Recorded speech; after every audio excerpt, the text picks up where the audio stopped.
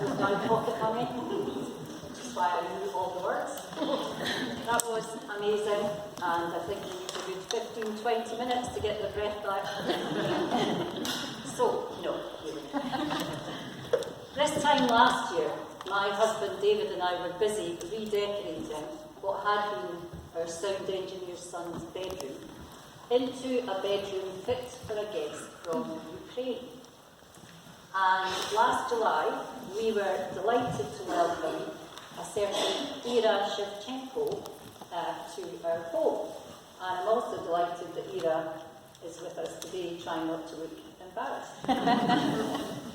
Ira is from the Poltava region of Ukraine, sort of centrally eastern. And she's a teacher of English, so her English is even better than what mine is. It was her first time leaving Ukraine, her first flight, although after a 40-hour bus journey, her first flight was cancelled at the last minute, and she had to fend for herself in Poland for a weekend till her next flight. So she had an adventure coming to Scotland. But we've had a great time with Ira, and it's been a time of real learning for her and for us as she settles into a completely different environment. So I've made a wee list of things I've learned since Ira came to see me. I have learned where Ukraine is because I didn't really know before. I've learned how big Ukraine is. I definitely didn't know that before. I've learned about the major cities and the towns. I've learned they elected a comedian as their president. But better a comedian than a bunch of clowns. Ira has learned that native English speakers do not speak perfect English. She's learned that a Scottish week can have a Sunday, a rain day, a hail day, a wind day. She's learned about haggis, she's learned about Heelan Coos, learned to love a tunnocks caramel.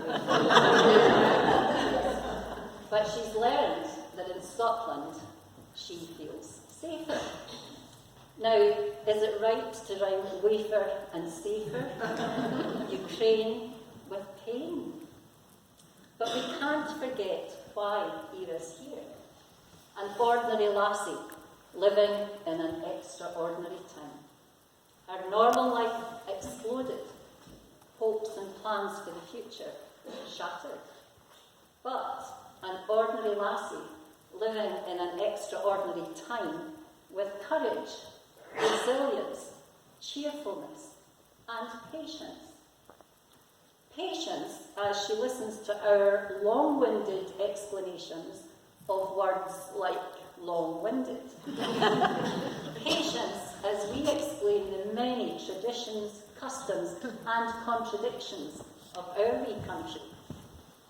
Patience as she learns things like, I write means no. And patience as she tries to teach us some of her language. Although I have really tried, but learning Ukrainian is doing my brain in. The alphabet, it's a border between countries long. It uses letters I've never seen before. It uses sounds I've never used before, like But I've learned to say Dobra ran and Malina. So if I ever need to say good morning to some raspberries, I am. I've also learned to say Slava Ukraini, Heroyam Slava, the rallying cry of Ira's country.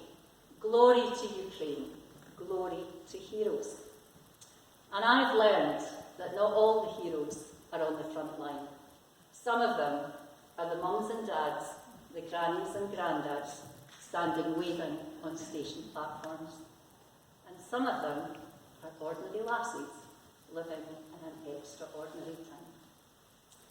But one day, someday, and we pray that it's soon, This war will be over.